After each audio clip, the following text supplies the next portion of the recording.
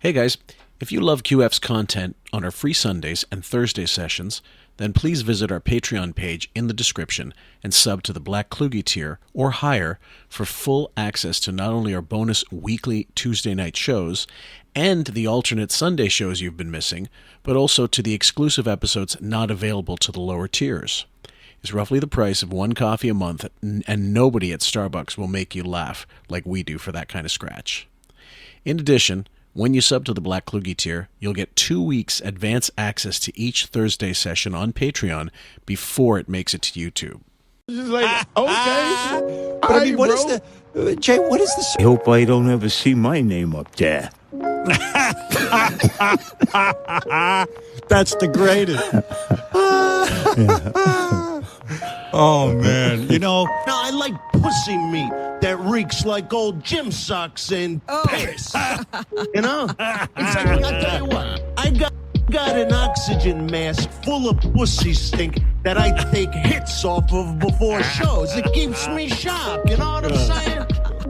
Roses are red, violets are blue. I want pussy that smells like dog shit on my shoe. Ow! Do you know, Howard, to this day, I actually still don't know what this song is about. I wrote it in 30. I was in the bottom of the barrel with Joe. I didn't give a fuck. I don't care if you worked at Applebee's or you freaking worked at Walmart. But that's something. What are we going to... And he said, he held it up and said, there's a lot of crazy people out there. He's right. Here, put these on there. You got Last time I met you, you were much younger. I know. Do you believe what's happened to me? Fantastic. I do. And there's all these sort of cavemen dancing around this big fire that they've just made, and they're burning wheels. Well, then eventually the guy, I was like, where do you get this weed? And the guy was like, honestly, we just get it at the store also. And I was like, they just get it. I was like, this. And I think a lot of those people probably just got jobs. And I looked at my wife, who number A1 and A2. And I was like, oh no. I was like, that seems close. That seems very close. Maybe the seating's backwards. The next day, there's all these stories like, Seth Rogen didn't enjoy that award show. Like, why was he in such a bad mood at that award show? And I'm like, I wasn't in a bad mood. I was just hot. These guys get what to do here. Like, literally from you're flying through space and the cosmos, and within 30 seconds, I was like, oh, this is the greatest thing I've ever experienced in my life. Less so that morning than on most days. With you, I never know. It's like compared to what they do for a living, you know?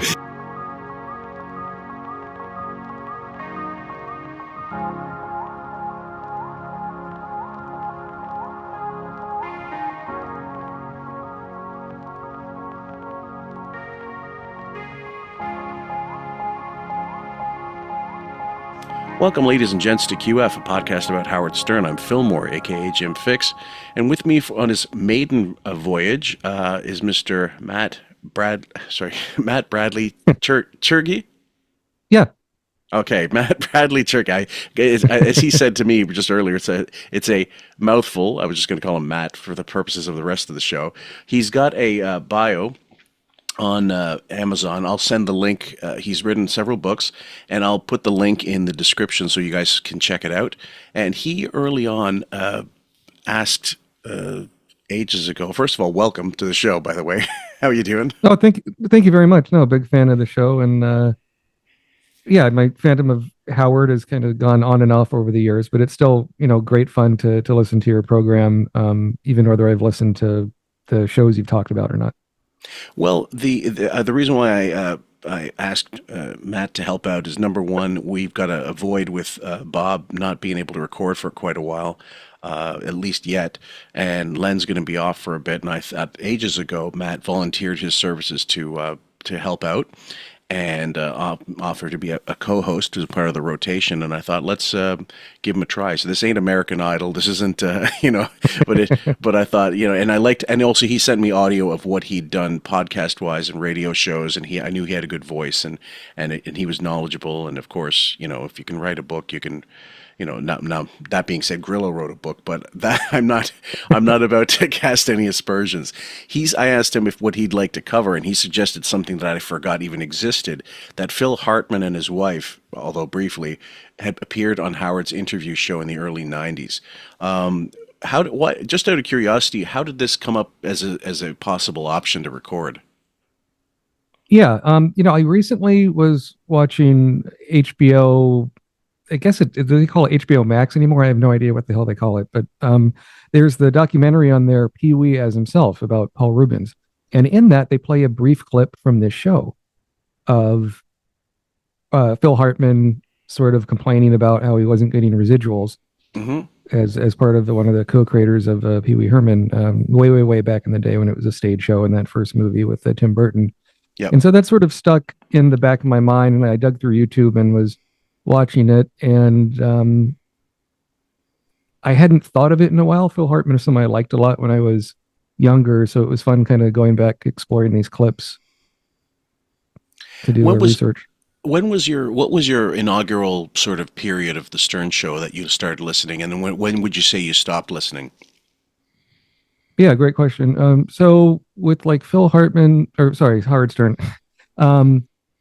I lived in Atlanta, Georgia for a while growing up, and we couldn't get it on the radio. They made it so he was off the airwaves, but we had cable. We had E. So it was doing the E version of the show, which was clip short, which was heavily censored. It typically was like, lesbians eating chocolate pudding or whatever. Right. Back in the days.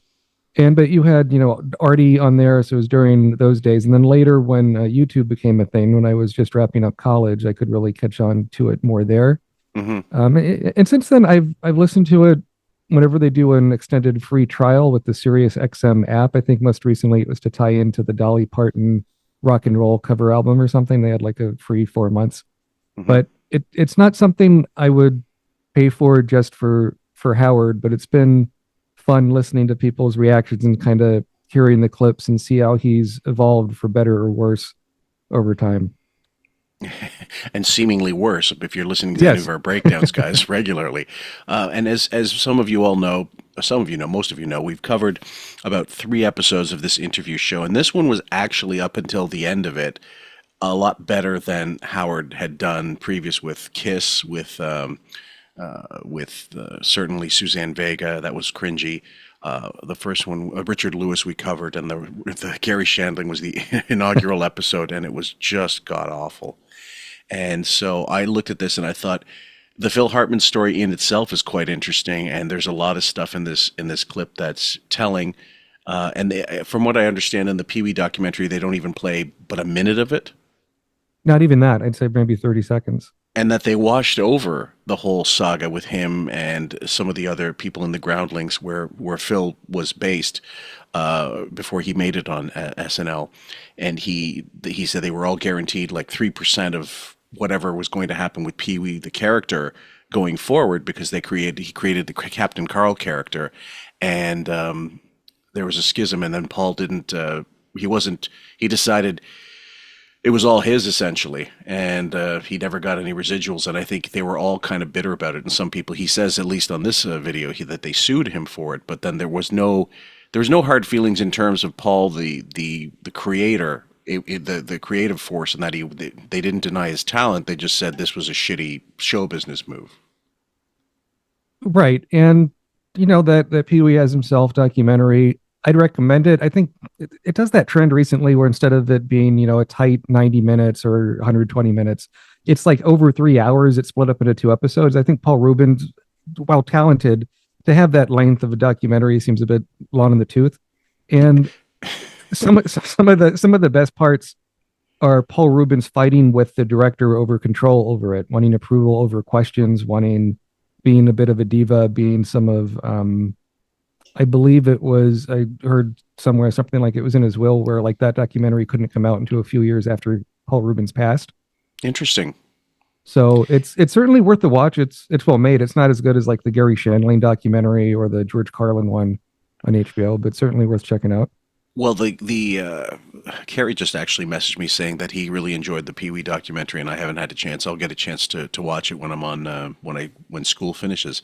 But at any rate, guys, we're going to go forward with it. It's the episode with Phil Hartman and unfortunately Brynn Hartman near the end, and that's when the cringe factor starts to go into overdrive. And but it's still a fascinating piece of time.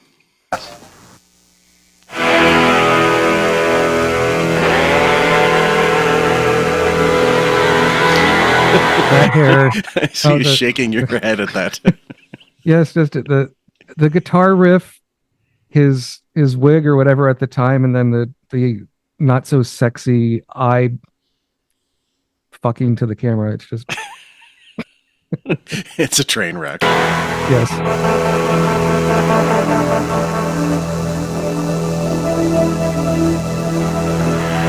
And that little flourish, like he's Elle Macpherson, testing, advertising for Clairol. Right. The flourish of the head that he keeps moving at. It's like, and then why stick on this footage? You could make this intro, 15 seconds instead of. Absolutely. Just get right to it. Yeah.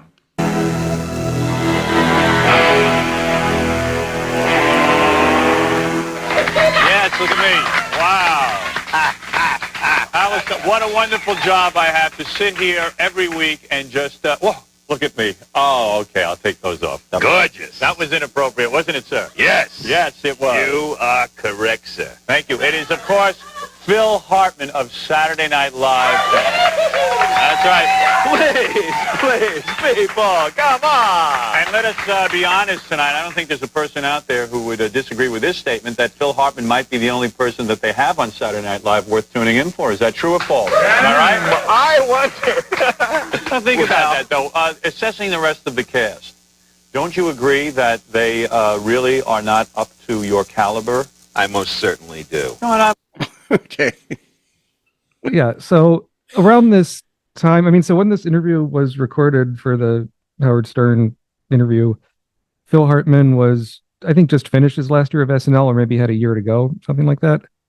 And around this time, he had done an interview with Rolling Stone where he was bagging on people like Adam Sandler and Chris Farley, saying they just want these like kind of immature jokes. And certainly Phil Hartman was an older cast member. Like you said, from the Groundlings, he was the big guy at the Groundlings before John Lovitz, yet Lovitz was put in SNL before he was. That's right. Well, the thing was, yeah, he mentioned that in the book. That was one of the quotes that was sourced into the Mike Thomas book about Phil Hartman, which I got ages ago and read it. It was fascinating, but it was depressing because it was clear he had really horrible. He made really horrible life choices with finding Brynn, who was with him. Less people think otherwise. Before he got big, he'd already been designing album covers, and he, of course, had done, as we said, the Groundlings. He'd done one-man plays and one-man plays and stuff like that. He had, he was quite talented, but he just, it was almost like Carson in a way. He was a recluse when he was at home, but when he was on stage, he preferred to be as deep into a character as you could get, rather than show flashes of himself. Because there's two schools of acting. One of which is just separating layers of yourself to create a character, but it really is yourself. But then there's also just erecting walls around yourself and being a building, essentially, your creation, whatever the thing is. But it's not, you're not giving of yourself. And they're both equally usable as techniques go. But Phil at home wasn't gregarious. He liked to enjoy his planes, his boats, his cars, the creature comforts. And he married a woman who was just insanely addicted to things. And then she was violent. She would be threatening. His ex-wife at one point sent him a congratulatory note on the birth of their child, and Brynn sent off a letter that was, I have the quote in my Kindle. It was, don't you ever get in touch with us again? I'll kill you. All these horrible things. And then when she got his ex wife got into touch with him, said, "What in the hell was that about?" And he said he told her, "You should have seen the letter she was going to send." That's right. Yeah. It was, and if you look on SNL when he's on there and they do the intro of the show and you get the Don Pardo and Phil Hartman. Right. There's a blonde who you can't see her face, but that's Brynn. That's his wife. We just see her back, and it might have been in the Live from New York book, but there's in one of those biographies, there's a segment where it talks about Brynn was really upset that they wouldn't let her face be shown. That's right. She tried desperately to go like, yeah, and me too. I'm here. And right, it's they like kept saying, you're cut. not an SNL. Yeah, you're not like the SNL cast member. Like you're lucky to even be on camera. Where right. It should have been a tight shot to begin with. The Phil Hartman doing the smiling face. Yeah. And so the problem was he got big and she was an aspiring actress, and that really was a bad combo to begin with, and a model / actress, and he tried to get her gigs. But I'd say her personality and the fact that she wasn't talented particularly wasn't going to help her, because blondes are a dime a dozen in Hollywood, and she wasn't unattractive, but she was not spectacular. She was nothing that there's nothing that drew her to you except for tall, blonde, cookie cutter look. And then he was passive aggressive. He got big. She didn't. He tried his best, but then he would withdraw. He wouldn't confront. He was constantly just getting away, like going into his, fortress of solitude rather than combat her. So it was a match made in hell. And Joe Rogan's gone into depth on his podcast over the years talking to people about it. You see clips on YouTube. I don't really follow Rogan, but when you're doing a search for Phil Hartman, that comes up a lot. Yeah, and especially watching these clips and listening to your show, quite frankly, I do kind of make a connection in some ways between Brynn and Beth. In the grift, kind of the grifter sort of thing. Yeah, in a way, and kind of the jealousy kind of beneath the surface. Well, would you say she's jealous that if she's the analog Beth to Brynn? Would you say she's jealous of Howard, or just it occurs to me that she's enjoying the ride, but she's not really enjoying it anymore. The ride she's got limited rides on the tilt-a-whirl, as it were, and but I don't see necessarily violence in Beth, except maybe self-inflicted. I think that's fair. I think maybe kind of the enjoying the ride part, sort of a similar type as far as the look goes, and also as far as the professional credentials, like maybe being a cameo on one or two TV shows, and that's about it. Yeah, it's a who knows? You know what? There's still time to go. She may eventually do Brynn Hartman and take care of Howard. Could be. That would be a true Hollywood ending. I'm being very serious about that. I'm trying to think who's even left. Dana I seem you're very talented. And the point is that this is going to be your year on Saturday Night Live, because there's really no one who has distinguished themselves. The audience only knows your name. I can't even think off the top of my head who is in the cast of Saturday Night Live besides you. Well, there's Jim Krell. Now, who is that? Tammy Damson. And who is Fred that? Marlowe. And certainly we haven't heard of it. But there really is nobody, is there? Well, look, Howard, the truth is that the show has never had higher ratings than it has had in the recent years with the influx of new, younger talent. Is that right? I'll be 45 years old. I mean, I'm older than Aykroyd. And what's interesting about you is that Saturday Night Live, you had the opportunity to join the cast in what, 1986? 86. And you turned it down because you have such a screwed up personal life. That's right. You have so many marriages and so many different relationships that you actually turned down your opportunity to be a part of Saturday Night Live because of your second marriage.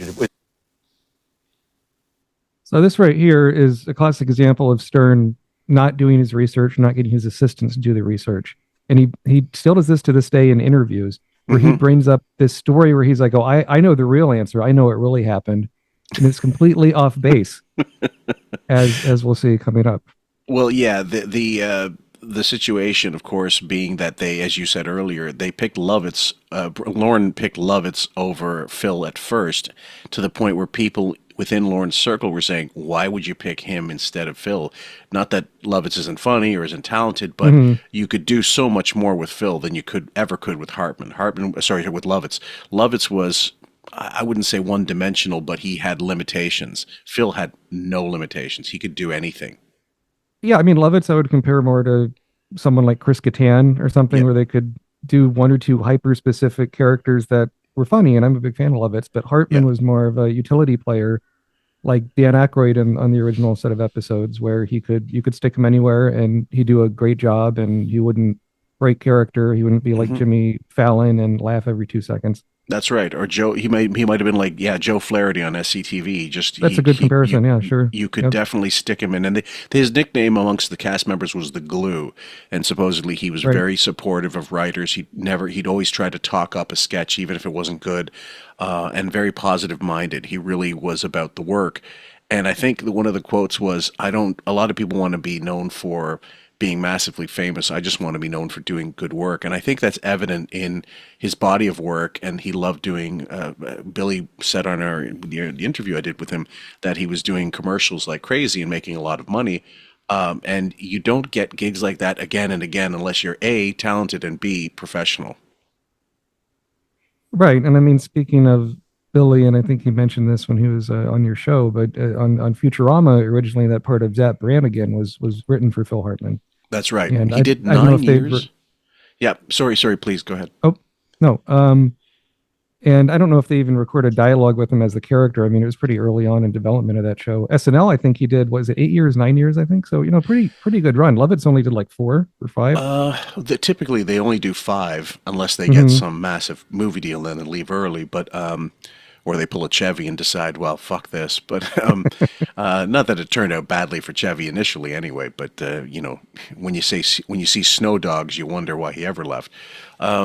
He started in 86, and I think he left 92 or 93. So he had a 7-year, he was there longer than normal. And I think part of that was if his movie roles weren't forthcoming, or if he wasn't getting enough work to keep his profile in the zeitgeist, then he would stick around. Because if nothing else, even if your movie bombs and you're on SNL, you still have a platform. Everybody sees your mug. Agents know you're still in the business. There's a certain advantage to still being on a show like that. It works to your detriment when you do become successful. You become like a Chris Farley, and then all of a sudden, you're losing precious time where you could be earning a lot more money. And the cast size of SNL at that time was still pretty reasonable. It's not like now where it feels like you have 20 people on the show and some people might not even get in at all on a season, or maybe one sketch the whole time. So there's more of a chance to people to spread the wealth. Yep. Was failing, true? That's right. And over a woman, you would turn down an opportunity like that? Well, I just didn't want to move to New York. I didn't want to leave my safe little haven in Hollywood. Where was that? In Hollywood? Well, I lived in Sherman Oaks, which is in the San Fernando Valley. I love the valley. I am honorary sheriff of Encino, California. That's the truth. Wait a second. But by the way, guys, he grew up in Brantford, Ontario, and Brantford's about, I'm going to say it's closer to Hamilton. You pass Toronto to get there, near Kitchener, Waterloo, and on your way to Detroit. And I think he moved to the States when he was grade 5 or grade 6, so 10 years old, 11 years old, or something like that. But he had a very fucked up childhood, not unlike a lot of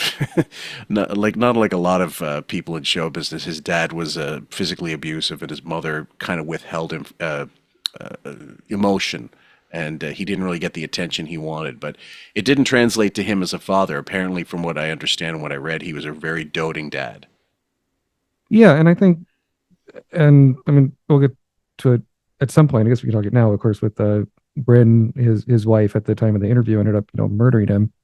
But Phil Hartman's, I think, brother or something raised his kids, and they kept their kids out of the business and did a real good job of keeping things quiet and under wraps instead of, trying to exploit them, which is really admirable and really hard to do when the tabloid stuff was really starting to take off in the late 90s. Yep. Yes, back to a very serious topic now. The fact that you were basically obscure, you had no fame, you are someone who wanted fame, you wanted to have a good living, you wanted to make a lot of money, I'm sure. The fact that you turned down Saturday Night Live is amazing to me. I would have taken my second wife and thrown her out the window. I literally would have. I mean, seriously, you mean she didn't want you to leave New York? No, I didn't really turn it down. I didn't try to get a job. I didn't put myself into the audition process. I wasn't offered a job. And in fact, John Lovitz went on he was a close friend of mine, and we had worked together at the Groundlings. And he went on the show when Lauren first came back in the 85-86 season. And I could have said, "Hey, John, get me in," but I was trying to save the marriage, is the truth of it. We were separated and going through a lot of Hazarai, and I just really wanted to, save it. And then when I couldn't, boy, I was ready. Nothing I wanted more than to get out of Hollywood and you go to felt LA. bad that you didn't become part of that process, that auditioning process. Here you had spent this year. And what is it about you that is so difficult to live with? Are you a tough mate? Are you a hard person? Your first marriage was what? To a model? You always marry models? Beautiful women. Yes, I've married beautiful women. You married beautiful women. But I like smart women. Smart, beautiful women. And the truth is... And you get married the first time, how old are you? The first time I got married when I was 21. 21. The second time I got married when I was 30. Right. And what happens each time? What goes wrong? What goes wrong is that I think that I know it all, and and I marry women who get hysterical and extremely emotional. I think they're insane, and I haven't owned my own insanity, and I haven't seen, because of a lack of therapy and understanding, that women can be hostile and aggressive and emotional, and men often think that's wrong. What's wrong with them? They're not like me. I'm cool, calm, and collected, but I'm also passive-aggressive. I also create that. You sound like a guy who's been in psychotherapy. True? Well, yeah. Well, I'm with a woman now who won't take that kind of bull. What Phil's going on about right now is he's remarkably astute, and I don't know that he has, or at this point, I can't remember in the book if he's gone through therapy or not, but he's absolutely right, and he's picked histrionic women, and every single time, and it's almost like that I can change her. The women do often do the same thing. I think I know better, and maybe being a bit older than the women. I can't remember offhand the age difference, but I think he was younger than Brynn. Older than Brynn, sorry. Older, yeah, a bit older than Brynn, and it's a really mature answer. I mean, my wife is a licensed counselor, and so she'll use that kind of language a lot, whether we're having arguments or not, sometimes to my detriment. But point being, it's the kind of answer that Howard can never give to that kind of question. No way. And Howard is trying to dig and get people to give him some juicy answers and freak out. But Phil is a real pro, real composed, real professional, and he can answer negatively about something, or he can be critical without just bashing them or, trying to he's able to let stuff kind of go off his back and be calm and collected and not take the bait. And he's also at his own expense. I mean, he's not claiming he's without fault when certain things go wrong, but it's just the foreshadowing, right? The talking about how they can be insane and crazy and emotional, and Brynn was all of those things. She was like a substance, as I said earlier, a substance addict, abuser rather, and she was insanely jealous. Had she been a bit more successful in the business, I don't know that it would have changed her personality. In fact, it probably would have exacerbated certain things because they would have been competing. But he really should have picked someone with I don't know. It's just he couldn't. It's too late to say now. But he really should have picked someone more suited to his personality. That someone would have let him get away and enjoy his time and just have their time together. But I'm addicted to crazy women. When someone said, when you fuck crazy, you must be fucking crazy. And that's the situation here. Yeah. She won't take any of that. No. And in other words, and she is here with you, is she not? Yes, she is. She's a beautiful model, is she not? She We is. will meet her later in the program, I understand. That I is hope going to be, so. and I will sit next to her.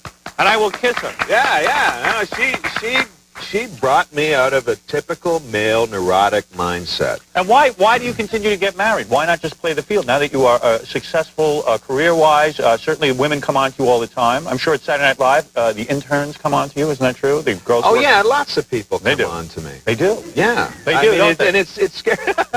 It's so frightening. And they do come on to you. Well, yes, and it's and the temptation is always the there. The temptation is always there, yes. God, you can see Brynn seething at this right now, listening to this off stage. I'm sure he can feel the hot breath of her behind his neck. And he keeps on trying to push him and not letting Phil answer his questions. It's typical. It's a typical Howard move, and like it's again, I've said it's lazy. It's the radio hack in him on TV. Johnny Carson started with radio, I believe. I mean, with comedian like Magic and what have you. Then worked his way to radio. A lot of people started with radio back in the day, and then became talented in other ways. Telly Savalas, he did a series of travelogues on, little vignettes. Aberdeen, I think, was one. It's on YouTube. His fabulous fucking radio voice. I loved him to death. And all natural, no compression needed. But the one thing I wanted to say was, in this situation here, you've got Phil. There was an interview with, I think it was a Playboy interview with maybe Chris Rock, who discussed Phil Hartman a little bit. And he said, when he spoke about the marriage, because they asked him about the death of Phil Hartman, how that hit you. And he said, he was always saying to me, look, if I divorce her, then I've got to lose this much. And it was all a financial thing. He was thinking, unfortunately, pragmatically, because he had two marriages already. I think he was like Johnny Carson more in that sense, that he needed to be married. There was something in him that, if I'm not with someone, I'm not complete. And that's a character flaw in itself as well. Yeah. And in some of the Joe Rogan shows where he's talked about Phil, because they worked together on, what was the sitcom? News Radio. Thank you, News Radio. Where they would apparently hang out a lot, and Hartman was a bit of a mentor to Rogan. So I guess we can blame Hartman for that. But what Hartman was saying, or Rogan was saying, is Hartman basically said, like, if it wasn't for the kids they had, he probably would have gotten divorced from Brynn. Yes. Like earlier. And he was, like a lot of people do, they stay in the marriage for the kids, even when it's not good for them. And even, they're trying to do the right thing. And it's just a really heartbreaking, sad situation. And you see some of the seeds of that in this interview. Yeah, I think most people I know who have grown up with parents that were not warm to each other, let's say, or had problems, once they get to a certain age, they know anyway. So you're not saving the kids any real emotional upheaval by waiting. But I do agree that if you wait until maybe there's no good time, but I think if it's either you do it early on or you do it much later when they're able to, or you keep up a good facade and then split up. If you're able to do that, then there shouldn't be as much a problem. But she was physically abusive to him. She would apparently talk down to him around the kids, and he just took it. He was a punching bag for the most part, and he would be passive aggressive and then leave. And that was his way of coping with things. But had he been more confrontational, maybe she might have killed him earlier, Fro, Maybe. Yeah. Really sad. Fascinating. We're getting a real look behind the scenes of Phil Hartman's life. It's just unbelievable what you learn on this show. So we get to Saturday Night Live. That's the big break. Mm-hmm. Before that, you were with Pee-wee Herman. That's right. I have many Pee-wee questions. I want to understand if not only were you screwed up, but Pee-wee was screwed up, it turns out, right? Well. Yes. All right. When we come back, we're going to talk about the Pee-wee years. All right. With Phil Hartman, right after these words. On the Howard Stern interview. We'll be right back. And incidentally, guys, I've cut all those out, so don't worry. You're not going to have to put up with, the slim what is that? The Thigh Master commercials. Oh, sure. Yeah. That E-True Hollywood Story. Yeah. All that stuff in there. But Stern can't call Paul Rubens by his real name, but he has to say Pee-wee several times, is just really disrespectful and sloppy, yet it's also consistent. Well, it's insulting, but it's also it's diminutive. I mean, like Yes. Diminutive is not the word, I suppose. It's a calculated attempt to minimize the performer as just a character. Like, imagine if you went up to James Gandolfini and said, "Hey, Tony, Sure. And that's what you referred to him as. Never mind that that's always going to be the role he was forever associated with, but that's because it was long form, long 6 seasons of television as opposed to one film or one iconic film or two iconic film characters. But and the Paul Rubens thing apparently, because he died not long ago either, and what 4 years now he passed away, maybe Something like that. Yeah. yeah, he was talented, and that it was really, in the days before scandals broke, that was one of the first ones where so he got caught jerking off in a in a theater, which before long would disappear. Like those things, I don't even know if they still exist in New York City, but he got caught, and one of his first sort of the reversals in his fortune back to getting film work again was he hosted, I think, the MTV Music Awards or something, or not hosted, but he presented, and he came out as Pee-wee and he said, "Heard any good jokes lately?" And then the crowd loved it. They absolutely adored him, and then they thought, okay, that's rock and roll. And he, I think, later on got on Buffy the Vampire Slayer, the film. He was in that, and he was great in that, actually. Yeah, he was. He had a bit of a, as far as doing stuff that wasn't Pee-wee, he had a supporting part in the Johnny Depp movie Blow. Yep. Did some TV bits here and there, a lot of voiceover work, and and because Paul Rubens refused to do the kind of apology tour that like Rob Lowe did or Hugh Grant did with with their scandals back in the day, and I think also because he hosted a kid show basically. Yep. It was a tougher thing to shake. Yeah. There's certain things that follow you around the rest of your life. I mean, God, there's one. It's what's the name? Reeling in the Years. It's the City Lights interview that Brian Linehan did with John Candy around, I'm going to say 89, 88. And he asked him about a biopic, doing a Fatty Arbuckle biopic that was being shopped around, essentially. He said, I have no interest in doing it. And I know that was because John was very sensitive about his weight and he didn't want that comparison, but he wasn't able to look past it and go like, yeah, I'm the size I could be to play that character, which was such a tragedy. But he said, it's fascinating, but no one cares. No one cares about Fatty Arbuckle and the scandal, but it is the type of film that, being a good actor, can get you an Academy Award. Sure. I mean, I think Farley was looking at a Fatty Arbuckle film at one point. Yeah, so, Mamet was going to work on it with him, and just imagine that combination. I think he could have pulled it off at one point in his life.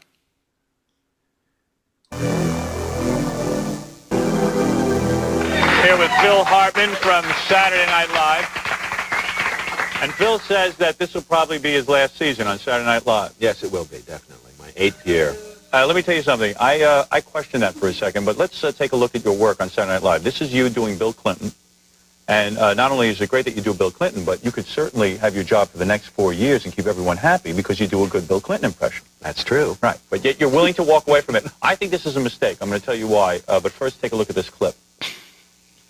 We've talked about many side issues tonight, but this election is really about one thing: change. Over the last 12 years, more and more Americans have found themselves working longer and harder for less and less. We need to invest in our people again, because together, all of us, pulling as a team, we can do it. Thank you. No, okay, it's a mistake because Howard would never leave a gravy train if he thought it was something that would keep him famous. He would stay on SNL until he was 90 if he could, if he had the talent to be on it to begin with. But one of the things I loved about Phil Hartman was he wasn't Jimmy Fallon. He never laughed. Well, but one time he did, but he kept a straight face. He never what do they call it in theater? He never corpsed. That's right. On stage, and he was very professional like that. But he could inhabit any character, and the way he played him so straight, without a smile or a wink to the audience, was his strength. Sure, and that he was in a lot of sketches because of that, but also because they typically weren't lead roles. Even his Ed McMahon, or the Bill Clinton one was in a lot of sketches. Yeah. But because of that, I think that negatively affected his kind of film career, in that people didn't see of him as much of a star as, like a Mike Myers or a Dana Carvey, who they had more distinct characters. Like he did Wayne's World, of course, his movies. He didn't do a frozen caveman lawyer No. movie. He didn't do It's Pat or Stewart No, Stewart sorry. Saves the World on these The Family, horrible. yeah.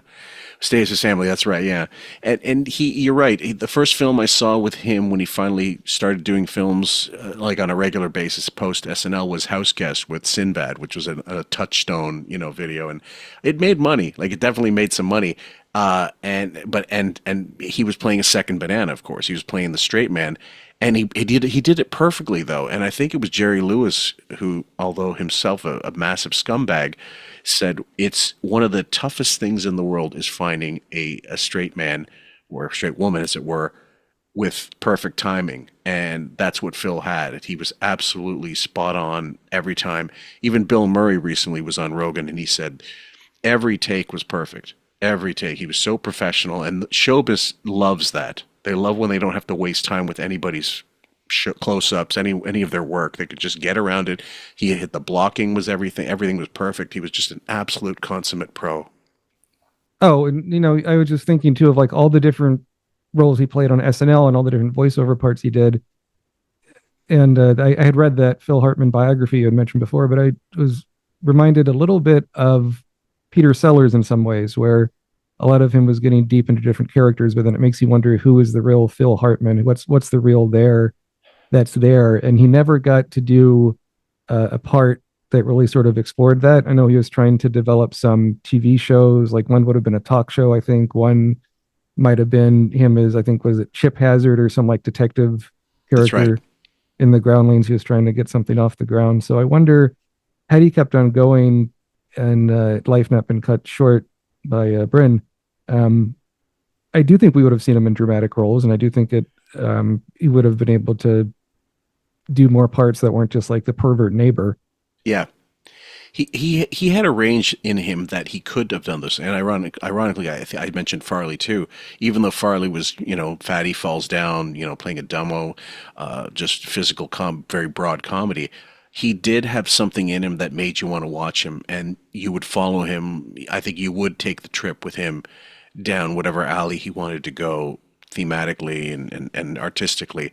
John Candy was another one. John Candy was noted for, he was just another big guy, and his dramatic roles would have been outstanding if he was allowed to explore them. I remember that one scene in Only the Lonely, which unfortunately is a Chris Columbus fucking vehicle, but it's a John Hughes writing piece, screenplay.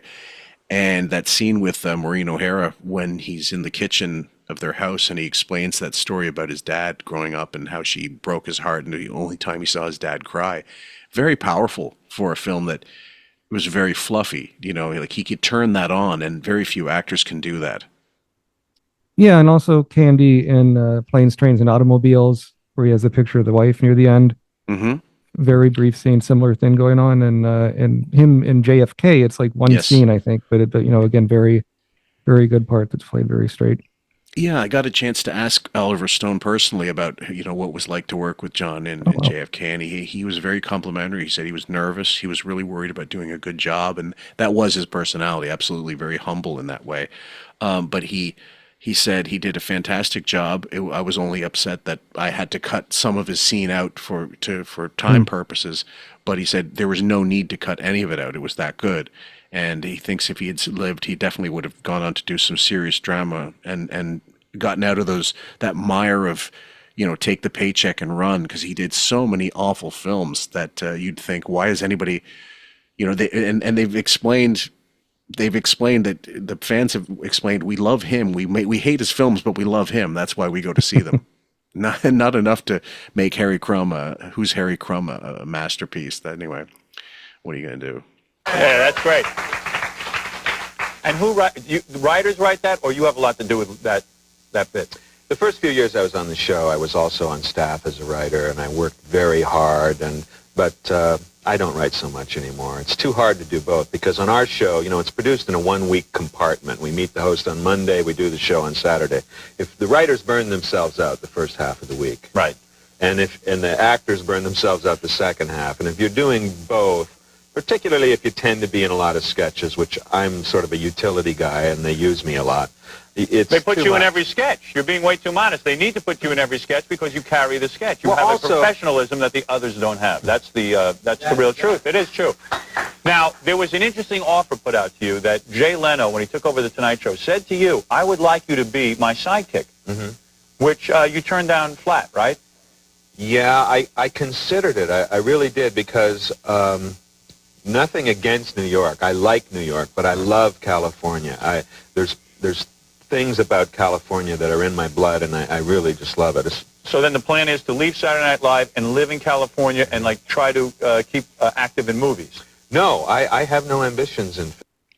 That is true. It was just detailed in the live from New York book that he was approached. I don't know if it was Jay made the overture or one of the management. It sounds more like a management thing. I can't imagine Jay wanting someone as talented as Phil to just be the Ed McMahon of his show.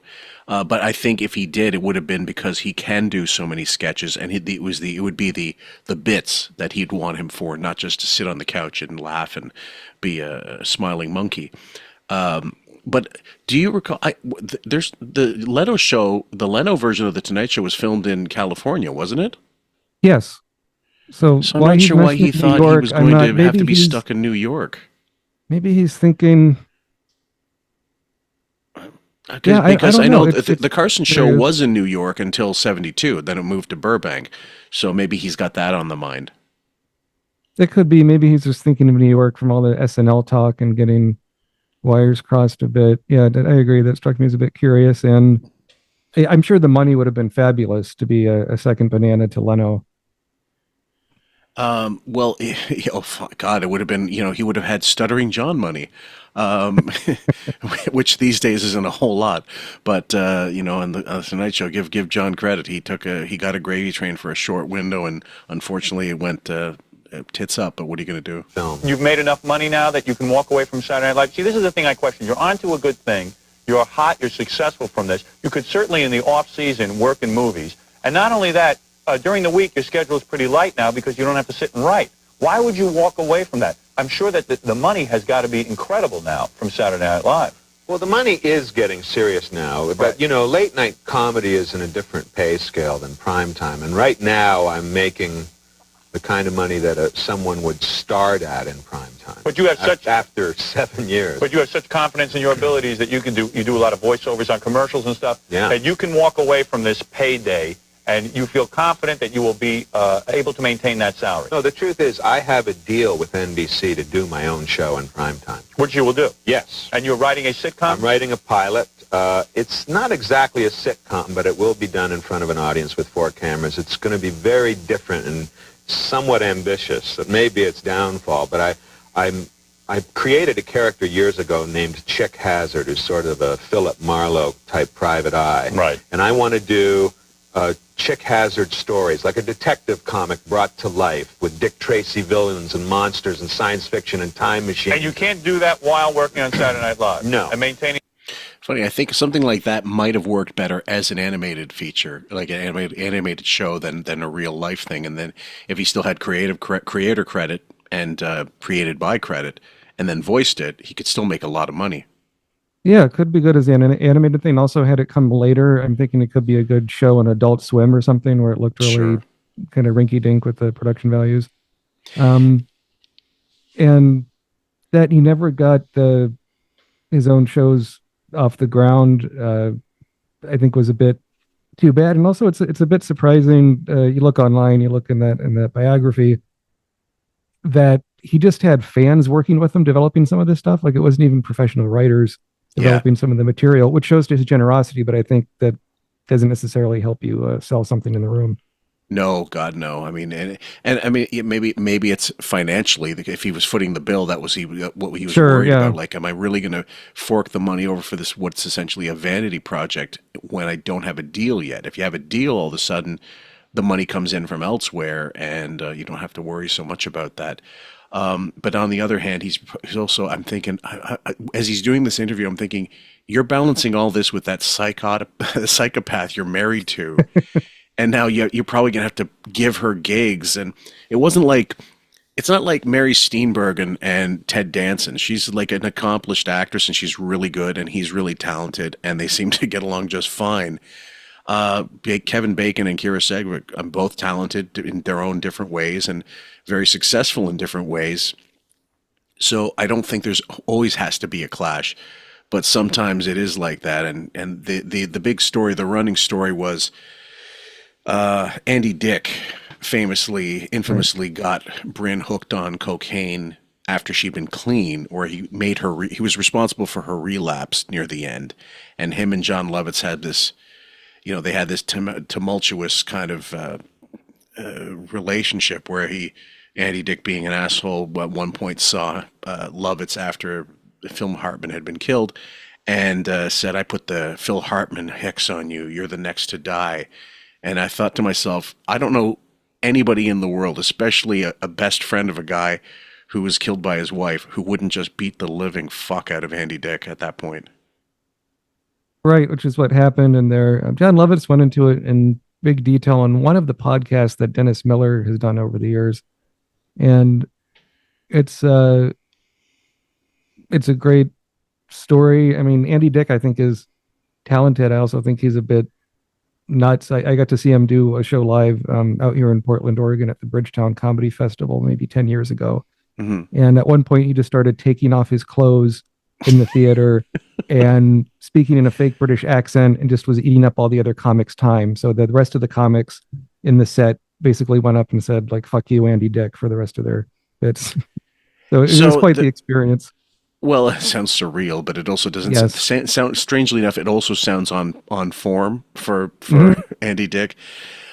He's definitely got some demons, and when he does pass, the book that'll be written about him and people's encounters with him will make for some gruesome reading, worse than The Dirt by Motley Crue. Sure, yeah, no, that Dirt one is, I can absolutely see a lot of people coming out of the woodwork for an Andy Dick book. Oh, yeah. That. Why is that? I don't understand that. I do a radio show, television shows. I have a new book out. Where is my book? I want to present Phil. Well, look at this. I do it all. I have my new book, Howard Stern's Private Parts. Yes. Is this the final cover you want? Here it is, right here. I'll show you right here. Let me show you the final cover. There. I'm not sure if that's, but I got into shape for it. As you can see, my physique has. This is subtle. This is the same as Johnny Carson, selling his line of clothing on the show, which he actually wore. I mean, like they were at least they were the things that he actually wore, for the show, and it was like a perpetual advertisement every time you saw him on camera. He didn't have to do it, but this is pretty damn cringy.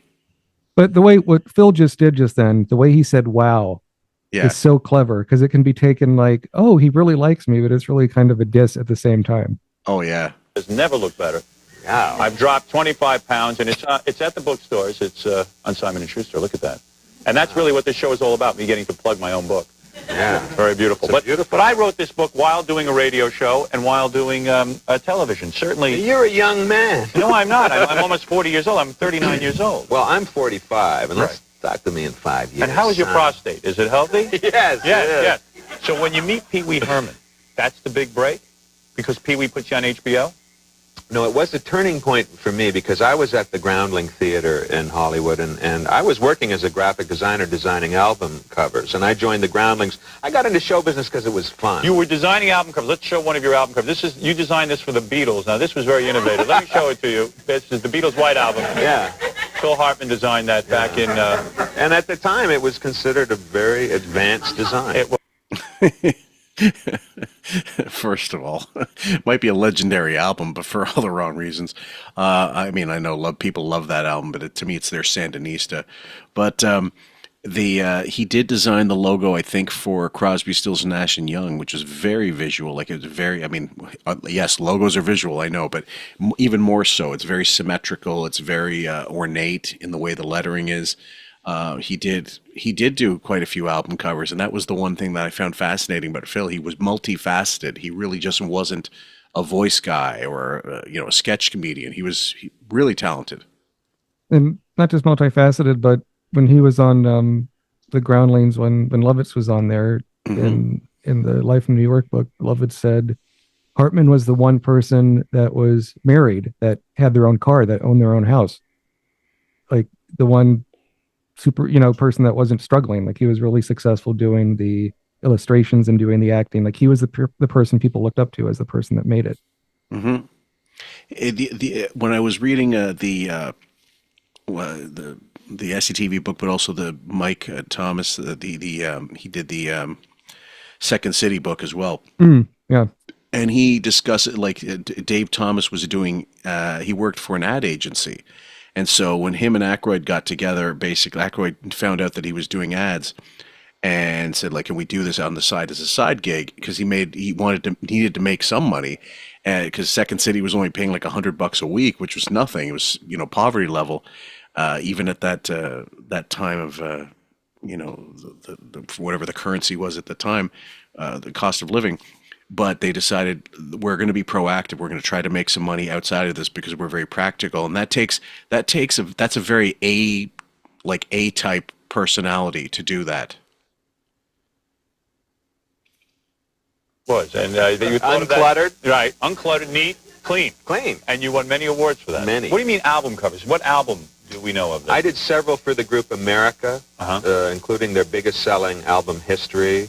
Yeah. Several for Poco, including their biggest selling album Legend, which was a drawing of a horse on a white background, and I designed their horseshoe logo. I designed the Crosby, Stills and Nash logo, and I did some good stuff. And boy, you're such a braggart. Who knew you had all this? I mean, really, just And this is where Howard's a 79, for fuck's sake. He claims to love CSN or CSNY, and when I was a kid, I would pore over album covers looking at all the information, all the names, the engineers, the production, the sponsors, everything. And it would be emblazoned in my memory, at least for that time. And if you're that much of a fan, you'll see cover art designed by, and you'll see the name, and you'd probably think, are you the same, and figure this out long before Wikipedia existed. Yeah. And the way he goes like, oh, what's an album cover is so... Right.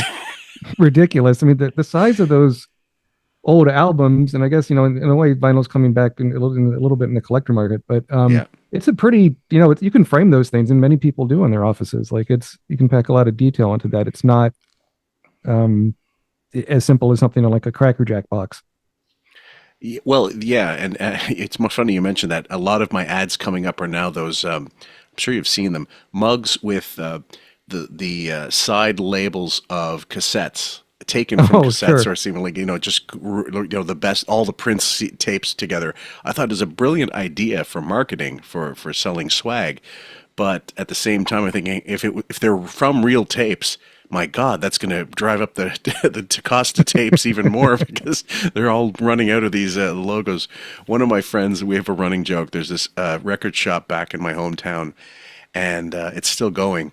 And we have a running joke that there's a specific cassette of OMD, their album Dazzle Ships, which has never moved from that spot in however many decades. He said, the next time we go there, if it's still there, whoever spots it first, whoever can get the picture of it, the other person owes them dinner. And he goes, I guarantee that's still there. I don't care if there's a fire and a flood and an earthquake. That will not move.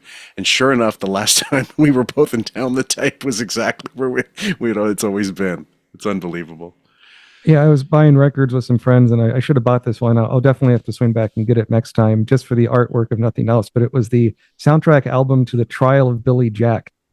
And it's wow. Who did that? I'm not sure what the composer was, but I like the artwork on it. And I'm like, that's such an obscure thing to have gotten but every movie had a soundtrack release back then. Was it Jerry Goldsmith? Let's see. Oh, Elmer Bernstein. Sure. So. And you said it was was it the art that you said drew your attention to it? I think so. Yeah. It was illustration art, hand done art by, I'm not sure who did the art on here, and I'm not seeing the credit, but, it looks like the cover of like a 70s novel or something. Let's take a look here, because sometimes it's a lot of artists a lot of the same artists used to get work like that. Okay, Billy. Yeah, that's very much. Yeah, that could be anybody. I should know some of this, but it's very standard of that time, and that style lent itself to novels in the early '80s as well. I have to look that one up. That's fascinating. And it also reminds me a little bit of the Bob Marley album Uprising, the cover there. Of course, yeah. But either way, that's next time you do, check it out. When you said about vinyl making a comeback, I think it's well and truly done it, but that's because no one's buying CDs anymore. Like when they say it's overtaken CDs, that's not a really impressive feat when you consider who actively looks for CDs. I only do now because it's more compact as a gift than LPs, and I know that most people have zip drives that they're adding to their laptops now because CD-ROMs and DVDs are almost obsolete now for computer purposes. So a few friends have insisted on making sure they have some type of burner reader, CD reader to plug into the zip drive into their computers because they want everything digital. But my fear has always been when those things go out of print and when places like Spotify start deleting them from their catalog, you may never find them again. Sure, and you're already seeing with all these streaming music services, whether it's Apple Music or Spotify or Pandora or whatever it is, they don't have the full versions of the albums on there all the time. True. Yep. Bragging endlessly. Really, this is like your resume, for God's sake. Listen, let's take a break. I didn't get to the Pee-wee stuff. I'm fascinated. You know I want to learn about why Pee-wee masturbates in movie theaters. Don't we all? Don't we all? We're going to analyze that when we get back with Phil Hartman on the Howard Stern interview right here on E! Now, Phil's being a massive sport here, but that's because he'll say later on he's a fan of the show. But recently in Vulture, there's an article. I'm going to actually have to subscribe to it just to get the article because I can't get access. But I typed up Howard Stern and Suzanne Vega's name came up under this Vulture article, and it's something like the weirdest interviews I've ever done or the worst interviews I've ever done, and Howard's in the list. So I'm going to have to definitely, as soon as I read that, I'll get the transcript and we'll, screen caps, and I'll share it with you guys. But that was among the worst I've ever seen. So what would you say was the worst Howard Stern interview you've ever heard? Oh, gee, that's there's just been so many. Robert Plant's definitely up there. Robert Plant would be up there. Man, there was one where recently the Dolly Parton one I really didn't care for, and that's the one who's had such a long career, has done so many stuff, and it was so tossed off. And either Dolly Parton or the one where what's her name? She came in on crutches.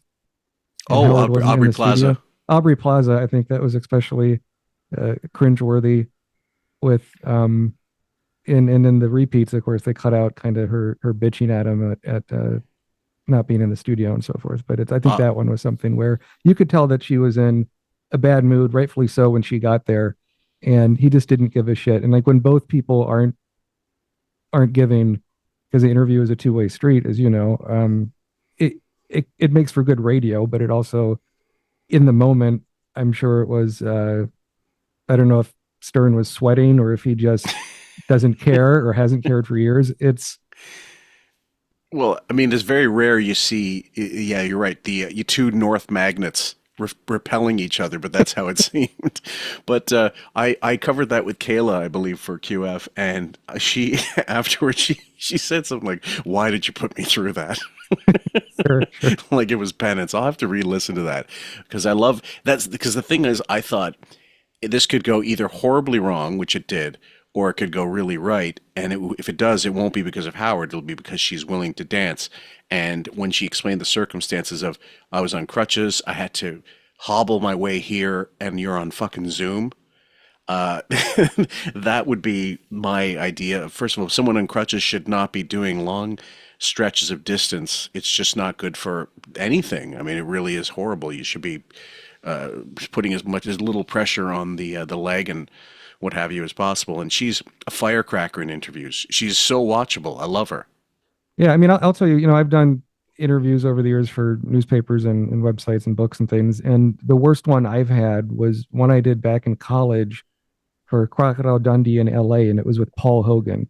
Okay. And I'm there in a junket with two other college journalists, including myself. I was there for Georgia State, which is a university out of Atlanta.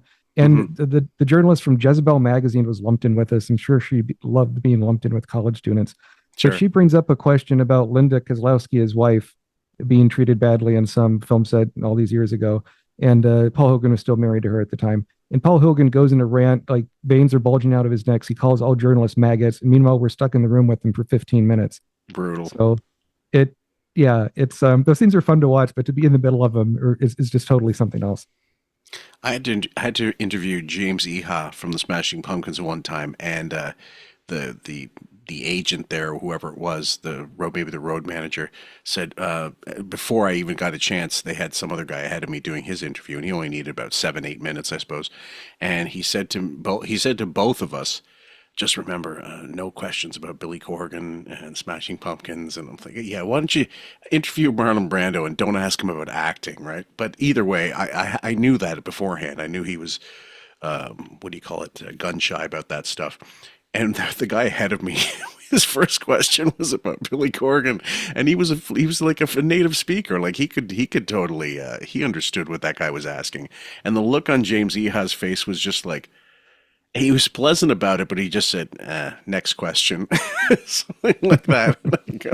At least you tried, but there's ways to get around that kind of stuff. You can always, you can ask the question without naming anything and just say, what do you think about your previous, output and stuff? But I love that cringe factor for a second there. I almost ruined that guy's interview by laughing my ass off. Anyway, what are you going to do?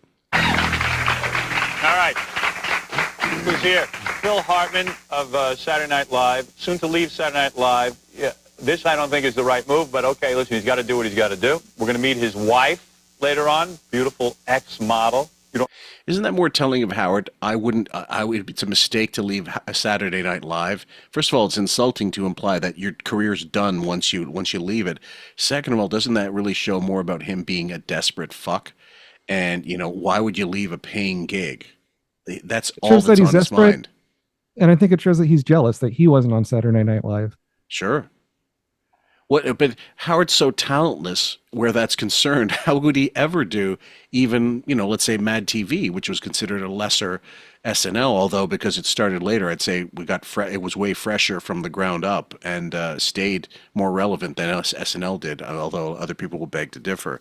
I loved Mad TV. I thought it was more irreverent by the time SNL was still staggering along. Yeah, Mad TV had some teeth to it, and you still see people like Bobby Lee and others off that show still doing quite a bit today. Yep. You don't allow her to model? Is that it? Is that the problem? She can do whatever she wants. She does whatever she wants. Boy, she's really got you trained, doesn't she? And you are so multi-talented. I'm about to talk to you about Pee-wee Herman, but first, these are all of the accents that you do. You do a lot of them. You're like the Sid Caesar. I don't see Japanese up there. Do you do Japanese? And this is some great camera work that you can't even read what the hell they are. It's not even angled enough so that everybody can see it. Well done, E. Yes. How does that go? It is a pleasure to be here, Mr. Stern. And then German is what? Well, it's wonderful to be here, Howard. I'll be back. Right, that's good. French? There we go. No, it's an amazing thing to be here. I love you so much, Howard. Your hair is beautiful. Look. Yes. And Russian? Why don't you? And Brooklyn? I gotta tell you, it's terrific to be here, Howard. And Cockney?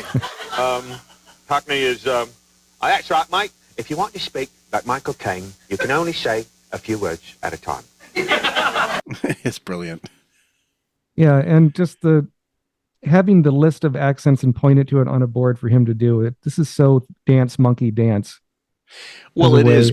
What it is, on the other hand, it's showcasing the speed with which he can go from one to the other, which a lot of people would have to some people would have to think really hard, and a lot of people just couldn't do it.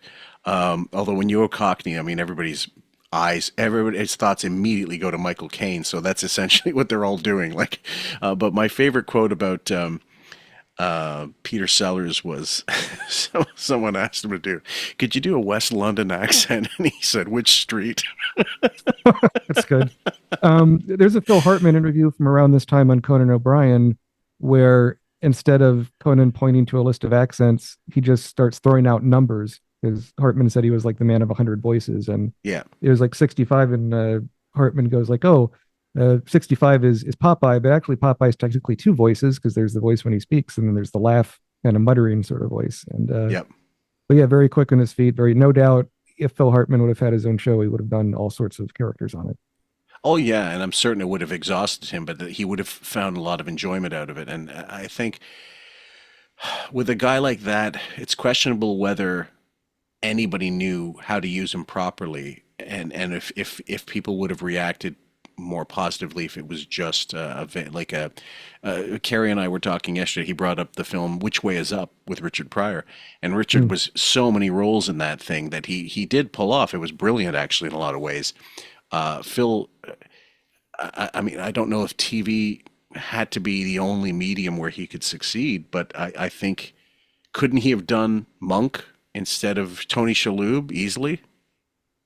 Yeah, Monk is a good one. I also was thinking of he could have played some parts that like Christopher McDonald has done, like the bad guy in Happy Gilmore, or the game show host in Requiem for a Dream.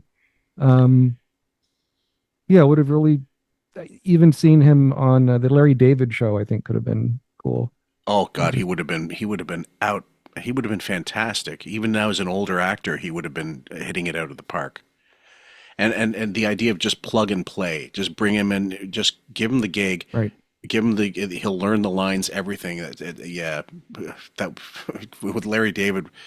Ooh, God, that would be. I'm thinking about it now. Now it just makes me sadder thinking he's no longer around, and instead we still have fucking Adam Sandler. But what are you gonna do? And now this is interesting. Scottish. I don't know if I take that from you, Howard. That's a good one. And Eskimo. Ookluck, get out there and kill that seal. And finally, you do an impression of me or no? You do.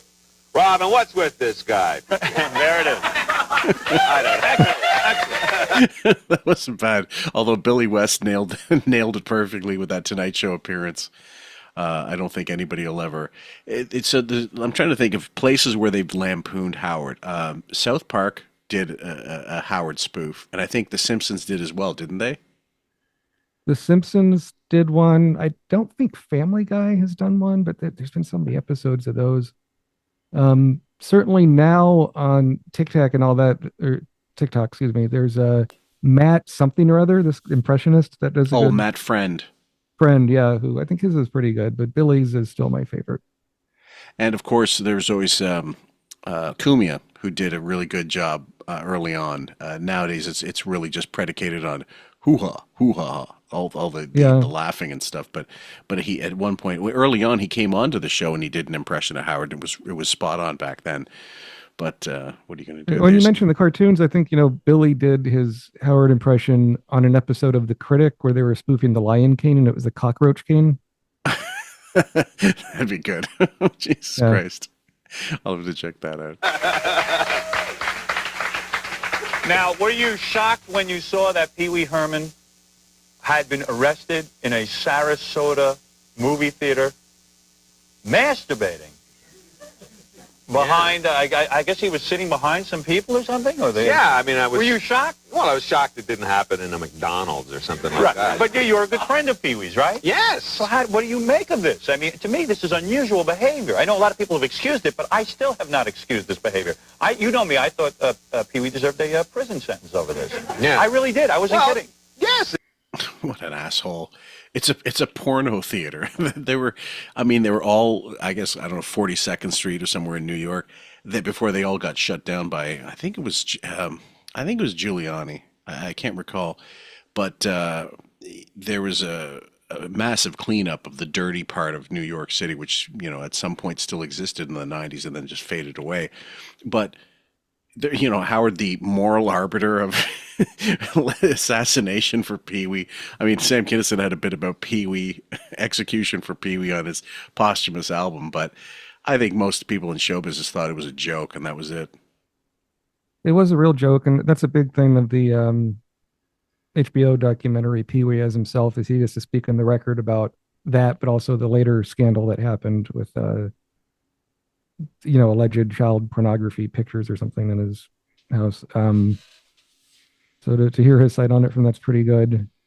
And Sarasota, Florida, have you ever been there before? Never. I haven't been to the States since I was 12, and that was New York State. Oh, okay. Yeah, so my grandparents live in Sarasota, and it's, big retirement community, and there's a Ringling Brothers clown college there where Wow. Steve-O from Jackass got his training there as a mime, and What? Really? yeah, so it's got cool little kind of artsy stuff. It's in the Gulf of Mexico. The water feels like you're taking a hot bath when you're in the ocean, I bet. which I enjoy, but not everyone does. Not everybody wants to be cooked like a No, lobster. no one wants to be boiled alive when they go in the ocean. Yeah, exactly. It's deviant behavior. I have gone to porno theaters, and quite frankly, I would not want someone behind me making love like that, and perhaps God knows what would happen to me, to the back of my head. I don't know. I was not interested in that. So I think that really it's unusual for a big celebrity like that to do something like this. And you called him afterwards? No, I've never discussed it with him. Never? No. But you've spoken to him since the incident? Yes. And casually, you never say, gee, Pee-wee, it's very unusual that something like this would happen. In truth, I've spoken with him a few times since the incident, and what happened was I did the Costas show, and Costas asked me about Paul Rubens. And it wasn't in our pre-interview, and I spoke about him, and Paul called me, and we had been estranged for really since I started Saturday Night Live. Estranged? Yeah, just not talking. For any particular reason? You're at odds with him, aren't you? The way Howard explained that, it sounded like he actually wanted a definition of what estranged meant. Not he was just dumbfounded. Like, why would you be estranged? Did you ever see this Costas interview that he's referring to? Because it's referenced in the book, but I don't know. I haven't ever searched for it. I'll have to dig it up. I mean, that's when Costas had the HBO show, I think, at the time. Was it HBO? But it was called Bob Costas Tonight or something like that. It was a late night show. Okay, yeah. If it wasn't HBO, it would have been something similar. But yeah, that one I haven't watched. I'll have to track it down. That'd be a pretty good find. Let me see if I can find it. Let me see if I can find it offhand. Hold on. Yeah, and with Paul Rubens, being estranged from him with SNL. Paul Rubens, of course, tried out for SNL for the 1980 season, and lost later. out. Sorry, later with Bob Costas. Hold on, let's see what he got there. See it. Yeah. Why? Because you felt you helped develop the Pee-wee Playhouse and you never received credit or money for it. Is that correct? Well, that's part of it, yeah. It is. Yeah. You were one of the creators of that. Yes. And Pee-wee took that show, took it to CBS, made a lot of money off it, and you felt that, hey, wait a second, where am I in this? Well, all of us who created the original stage show that was an HBO special, it played at the Roxy Theater in the summer of '81, we had a contract that said that we get 3% of whatever happens with this show. Right. And then I went on and I co-wrote Pee-wee's Big Adventure with Paul, and I worked with him on that. A huge movie. Yeah. And then he decided to do the TV show, and all of us were out. Well, I think he's got the timeline a little wrong. First of all, the movie didn't happen before the TV show. The movie happened after the TV show. Didn't it? Yes. And actually, I think both movies, the theatrical ones, happened during the TV show. And the stage show, when they toured nationwide, is what made them, more famous. And when he said the created by credit, I wonder what that means. Does that mean writing credit? Does that mean... Well, well, in terms of the Captain Carl character, which he created. He created that character. He definitely had an ownership of that. That character was on maybe one episode of the TV show, if that. And was part of the stage show. I thought Larry Fishburne's character, Lawrence Fishburne's Cowboy Curtis, was the sort of replacement. Yeah, pretty much. And on... Phil Hartman has a co-writing credit on the Pee-wee's Big Adventure, like he just said. But yeah, it'd be interesting to look at that contract and see specifically what it said or what kind of settlement they might have had if they sued him, because I think it's a bit unclear whether they sue him or not. He said some did. I don't recall in the book if he did. I think Phil being passive aggressive might have just let it go and decided, let's not make this, because it'll be a media circus, and let's not make this an issue. But what I don't understand is if you had that disgruntled opinion of him when he had the show, why would you agree to work with him on the film unless you wanted the work and you decided at that point money was more important than or use it as a springboard for whatever? Because in '86 he was starting not just SNL, but he was starting to get bigger And if a year later he's on SNL, I don't know why that would be their schism, unless he had promised Paul that he was going to work with him further, and that was an issue. But I don't know. That seems a little odd to work with a guy that you claim after the fact. Maybe it's revisionist history. I don't know. Maybe he himself is not clear on what happened. But they did eventually have a open line of communication later on. So they must have made up something, and he made up it. And I believe he's going to admit that Paul, threw him some plaudits. Right. And you certainly were a creator of all of this. Yes, I created the Captain Carl character. I wrote a lot of the scenes. And you called him probably and said, "Hey, Pee-wee, what's the deal? Paul, what's the deal?" Well, in truth, I didn't. Your agent did. Nobody did. Nobody did. Nobody never spoke challenged him about it. I see. You didn't feel comfortable, but you certainly could have legally. You could have taken him to Yes, court. I could have. Yes. But and a lot of people have. I would have taken that son of a gun to court. He wouldn't have known what hit him. He would have been tied up in litigation for the next 10 years. Well, that's the truth. God knows there's one of the few people, there's not too many people more litigious than Howard when it came to just about anything money related, although he didn't win most of them, as far as I know. I'm not as giving as Phil Hartman. But, the truth is everybody was in love with Paul Reubens and his talent, and I still remain a great admirer of his. Right. And he was such a gifted performer. Pee-wee was just one of several fully realized characters that he did. And he called me recently after not speaking to him for several months. Right. And he said, I just wanted to say I've never acknowledged, your success, and I wanted to congratulate you. Oh, really nice. Yeah, hey, listen, how about acknowledging Pee-wee with a couple of dollars for creating that Pee-wee's Playhouse? That's more of an acknowledgement. I think what Phil just said there, I think, just shows his just what a good attitude for all of that. You could be, bitter off of that. Oh, he made, Paul Reubens made hundreds of millions off the TV show or whatever it was, or we all got screwed. Yep. But instead that he goes back to their friendship and that the mutual respect meant a lot to him. It, I think, felt very genuine. And you see Howard just tossing that off immediately, like, oh, that's not, I would rather have the money, blah, blah, blah. Well, he's that one dimensional, and he's so transactional. That would be his go-to. It shows his character as a human being, Phil Hartman. And I mean, the other thing is, if Phil being that age, whatever, in his 40s, I guess, or close to his 40s, at the time of this, 46, I think he said 46 or 45, he would have been of the age where you don't air your dirty laundry in public. In show business, you kind of keep that behind the scenes. The rags will report on it, as they often do, but pre-internet, that's not such a big deal. These days, everything is uncovered because if people can get $1 for a tip, they will absolutely do that in this industry. I don't think it was much different back then. It's just harder to keep certain secrets secret like they used to be. And well, back then you didn't really have smartphones. Everyone didn't have a camera or a microphone or whatever in their pocket. Oh God, no. Yeah. I tell you, I'd rip his throat out. But no, you're very nice about that. So now you are not estranged from him anymore. You would feel comfortable seeing him. The lines of communication have been open. He's going to be upset that I mentioned him at all. On this show. I brought it up. Phil, you have nothing to worry about. It wasn't pre-planned, Pee-wee. No, yes, it was, Pee-wee. And Pee-wee, put that thing down and watch the movie. Exactly. God knows what Pee-wee's doing. There you go.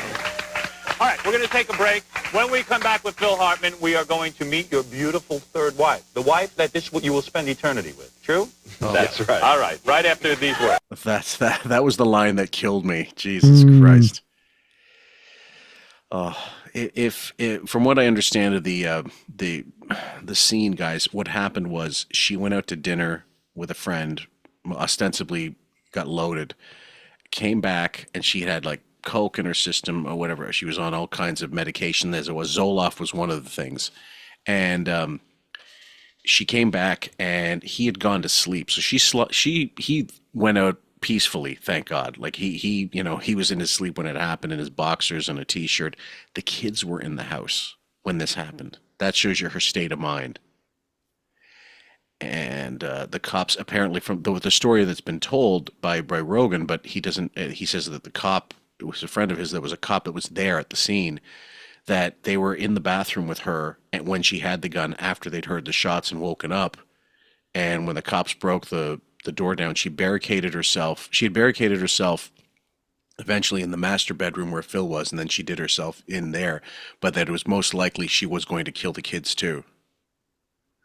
Right. And in, I don't remember if it was Rogan or one of these other things, but they had mentioned, like, before this happened, there was an incident where Brynn was allegedly threatening Phil in bed with a gun, and Phil talked her out of it. And he still stayed. A prior incident. A prior incident, yeah. So it's there was a history of physical violence that she, and I'd say it was one-sided. There's not a bone in me that a shred of me that thinks that he raised his hands to her at any one point in his life, because it would seem so out of character. Who knows, behind closed doors, maybe defensively he did something. But he had taken the kids out. He'd removed them from the house many times when she'd have outbursts. So she was unbalanced. She was definitely unhinged and needed some help.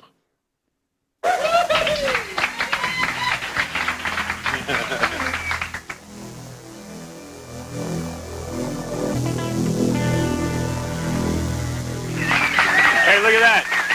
Look at this. Oh, my God. Oh, my God. Now, certainly this marriage cannot... Where am I going to go? All right, yeah. Wow. Look what I got at home. Phil Hartman, you are a very lucky man, are you not? I mean, Yes, look, I am. your beautiful wife, Brynn. Even your name is unusual and beautiful. Brynn. As in Bryn Mawr, Pennsylvania? Exactly. Is that really true? No. Is that...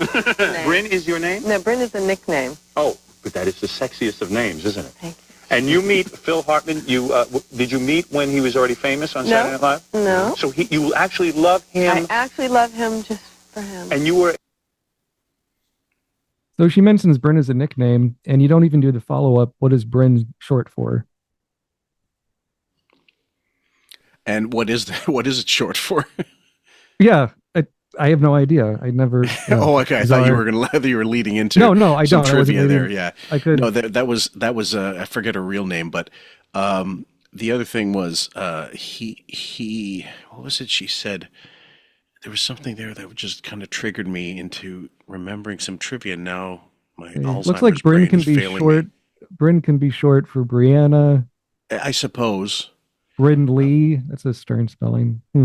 Anyway, not a common name certainly, but calling it like unusual, that's not exactly a compliment. No, well, that was the thing. Like, I think he realized it at the time, like just after he had said, "Oh, by the way, I gotta back this up," and you could tell she's tickled as pink to be on camera. Like she doesn't. It's not an ease of like, oh yeah, no problem. She's not like when Grace Slick was on the couch. Grace was very comfortable with who she is. Of course, she was a famous musician and singer rather, and she knew who she was. This Brynn is obviously like, here I get to speak, I get to have words, whatever, I can be part of this, it'll translate into something.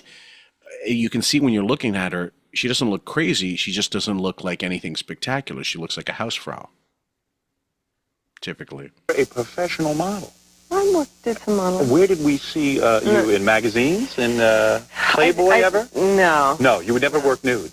Never did nude. You never did nude. But No. what did you do? Swimsuits, lingerie? Did a lot of swimsuits. Because She you was have a body. she was a runway model for swimsuits. Oh Catalina my swimsuits. God! I can't imagine you.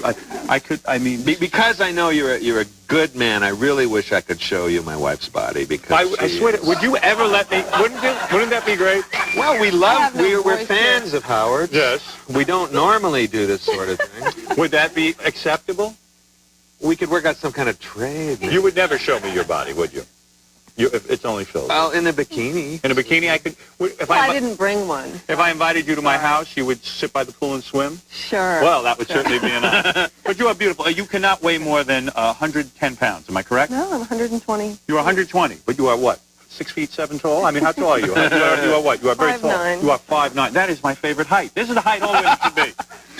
Oh my Lord, he's so uncomfortable. I'm like, what, is there, because there's vagina on the couch now? He's got to fumigate it. This is the thing.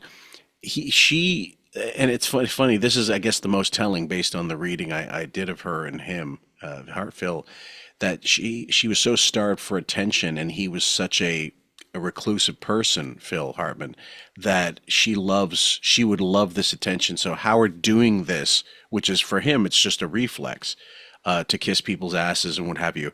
She thinks it's genuine, or she doesn't care. Either way, that's what she really wants from anybody around her. Like, worship me, make me, make me feel really important. And I don't know, there's something about Phil, like, Johnny Carson married 4 times and he did it wrong every single time. And if he'd lived long enough, he would have divorced number 4 as well. So Phil had this, he definitely had issues he had to work through that he wasn't working through, I think. Although it didn't, like I said, affect his parenting skills from what I understand. He's doing this as a favor for Brynn, clearly, more than he is to, he has nothing to actively promote, really, except him wrapping up in SNL and trying to pitch his other show. Yeah.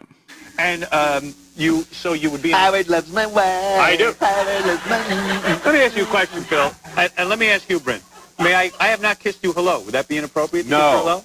I wish, honey. Could I kiss your wife Howard? hello? Brynn, would it be... do you find me repulsive? No, She loves you. Are She you does, kidding? really? I love She gets you. up every morning I think with I'm the as baby. attractive, certainly, as Phil. I forced my 5-year-old to listen to your show every That is very, very good parenting. Yeah. All right, now, so I can kiss you. Can I kiss you hello? On the lips? Of course. That would be all right? There's something about this that I find extraordinarily creepy as fuck.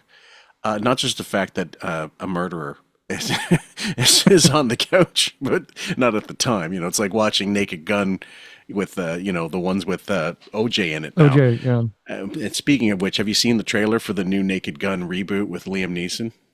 I did. And what's your take?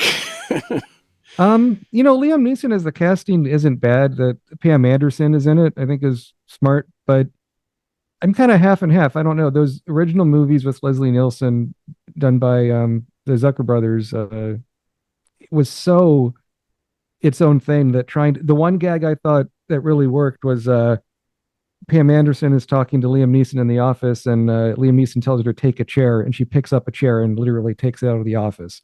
Like, that felt like something out of the old movies, but everything else, like the action sequences, seem really violent. I don't, like, if they hadn't called it Naked Gun, I don't think people would be judging it as much, but one going to be compared. There's no way you can avoid it. And one of the original directors of Airplane, I forget which one, was so disgusted by that first trailer that he did like a 10-minute interview about how much he hated it. And it's inspiring him to do a class to teach people how to write comedy correctly. Like, it's... Well, I agree. The violence seems it's just not on form, and I like, I think, doing it for the sake of inclusiveness. I don't think that's a winning strategy. And the other thing is, I wouldn't even attempt a remake because the show upon which the Naked Gun movies were based was 1,000 times better and more suited to that kind of thing than the films. The first Naked Gun was the best of the films, and it was diminishing returns each time until I think even Carl Reiner tried it with Fatal Instinct with Armand Assante and Cheryl. I think Sherilyn Fenn was in it, and what's her name?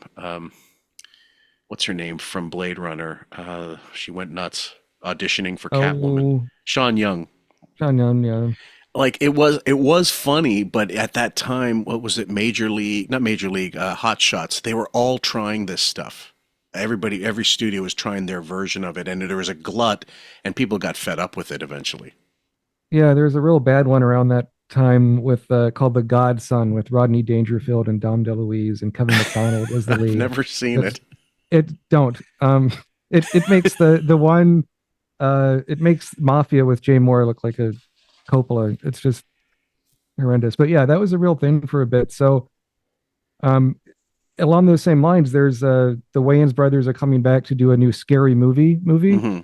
And I predict that one will be more successful because they've been working together for so long, and as a family, I mean, it's practically a dynasty at this point. All the different stuff they've been doing. Yeah, the first Scary movie, because they took a genre that was not going to be, that was not at that point an imitation, but the type of humor was a lot dirtier. And of course, it was this, when you have a hard R, you can go so much further, but it was still fun. I loved the first one, at least. I thought that was really funny, but, and it was fast. It was a lot faster paced. Some of those gag films, the shit, from one shit joke to the next, it doesn't seem to come fast enough. You can forgive a bad line or a bad joke if a good one follows it up. If the ratio is favorable. But by the time Naked Gun 33 and the third came out, I'd lost all interest, and I said I wasn't going to go see it. And from what I understand, I think that was the one of the Zuckers, they decided I was out. I don't want to have anything to do with it. Maybe it was the second one where that happened, but they had little to no involvement. It wasn't complete involvement by that one by the time that was around. You would not be upset by that? No, I'll be watching The Watch. No, but I mean, would that be okay, Brynn? Well, what do you mean? First of all, I'm healthy because I have only made love to the same woman for 19 years, so my lips are virginal. I have no herpes. I have no venereal diseases. You can't say that about Beth, apparently, but I digress. Your eyes are very clear. My eyes are clear. It would be simply a friendly kiss, would it not? Well, a friendly kiss is fine. All right, let us begin the kissing process. I'm going to kiss you on the lips if it's okay with you and if it's okay with Phil. Yes, it certainly is. All right, here we go. We held out way too long. See? How did you feel about that? I love you both. Howard, how did it feel kissing your first woman? I can't tell. I'm getting almost like a fetish vibe from this almost. And I'm wondering if this was something, they would have to talk about this before the show, I think, and not do it spontaneously. But if Phil was into, or maybe not, but do you think Phil was into it? I don't know if that's, or if he's just like, I'm putting her on the show. Brynn's having her 5 minutes. Now just let her do most of the talking and I'll be quiet on the side. I don't know. Maybe he's some Renaissance man and he decides, sheep, pelicans, whatever, anything's fine. He's like Gene Wilder and everything you want to know about sex. Yes, Daisy.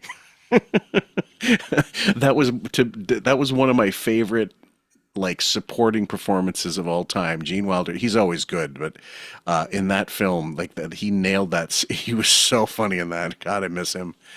But at any rate, it could be a fetish thing. It could be maybe it's something he's going to use against her in the future because, again, as he's passive aggressive, he might just throw it. He might not be physically violent, but he might be vicious verbally. Who knows at some point? So sure. I think she's cheating on you the way she went for me. I really do. But she's a huge fan of yours. She is. And how did you meet? Did you go to? Did you look for a producer? Introduced us. A friend of ours. Yeah, I was writing a screenplay for a man named Victor Dre. Right. Thank you, Victor. Thank you, Victor. And Brynn was a friend, and she said there are no nice guys in Hollywood. That there's no nice come on. guys. Listen, if he screws up this marriage, then there's something wrong with him. Did you ever meet the other two wives? No. Were they ever? Talked to Gretchen on the phone. Never wanted to meet the second one. Were they as beautiful as Brynn? No, not in her league. I can't imagine leaving her. I would be satisfied with her.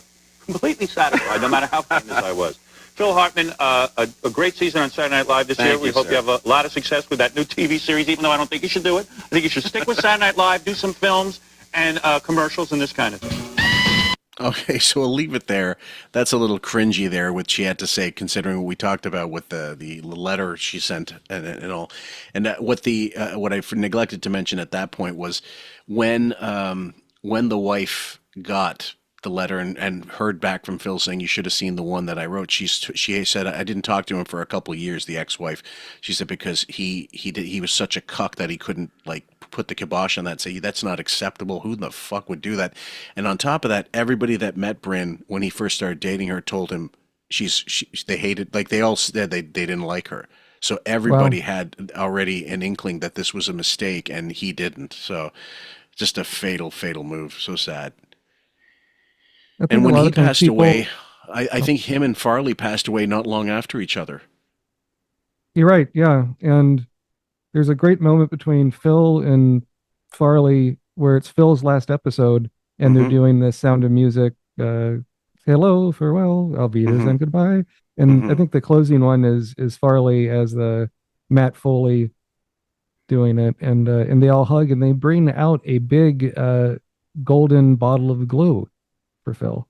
If you look in the back there, because as you said, they called him the glue. He was the one of the best people still ever on that show, and really underappreciated.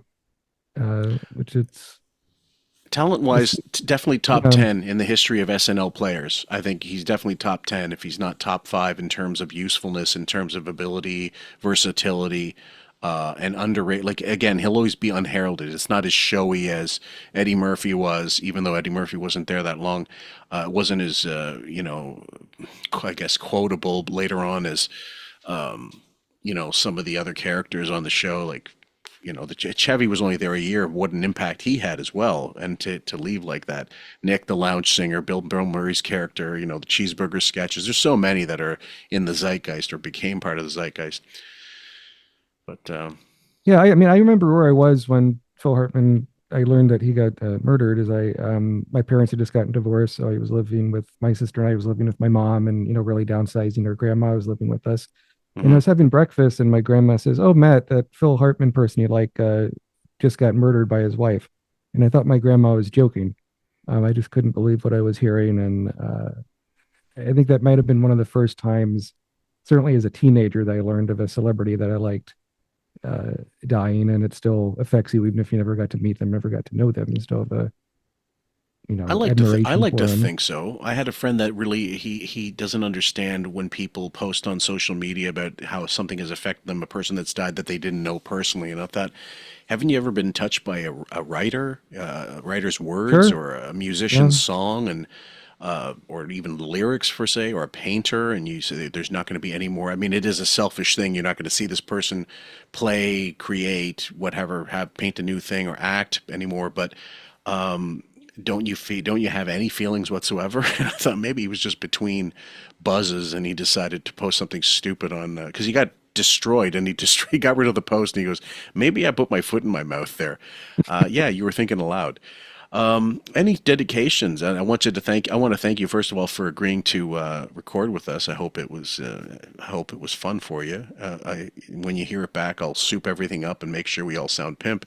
But any dedications song wise, considering this is your maiden episode?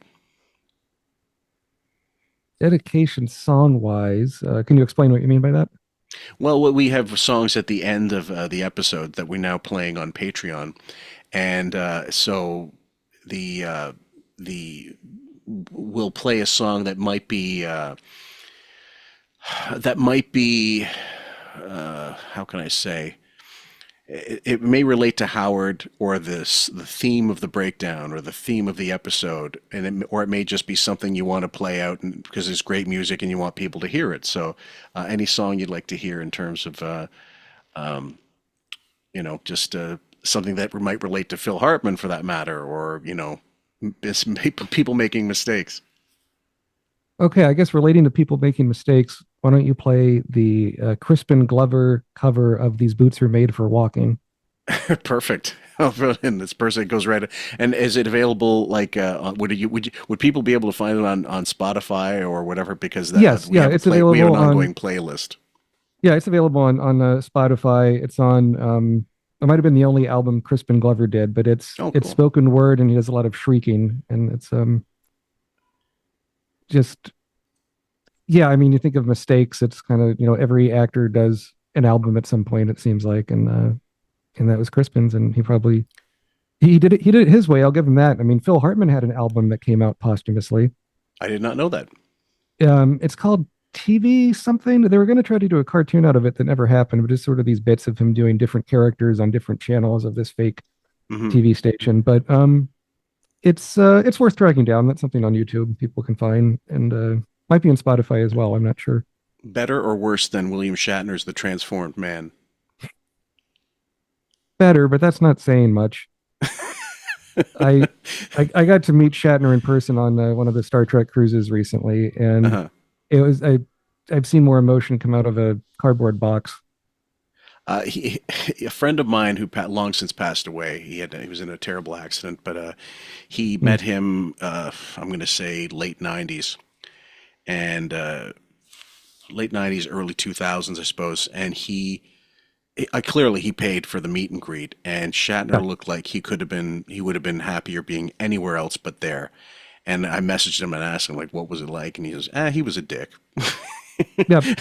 And I go, did you enjoy paying money to be, to meet your hero and being shit on? And he goes, he said, it was worth it to me because I have that encounter I can talk about. It's an anecdote. It's like anything else. But would I rather have that $100 back knowing from other people that he's a dick? Yeah. So it was worth it, and it wasn't. Exactly. Okay. Well, thanks so much. And everybody, I hope you enjoyed this one, and we will catch you on the next one. Take care. Oh, just real quick, I was also calling because I just wanted to say my tour on the 17th of June. Thanks, Eric. All right, buddy. Eric, what? I couldn't hear you. What did you say? I said the tour that I'm Take care, man. Don't ever call back.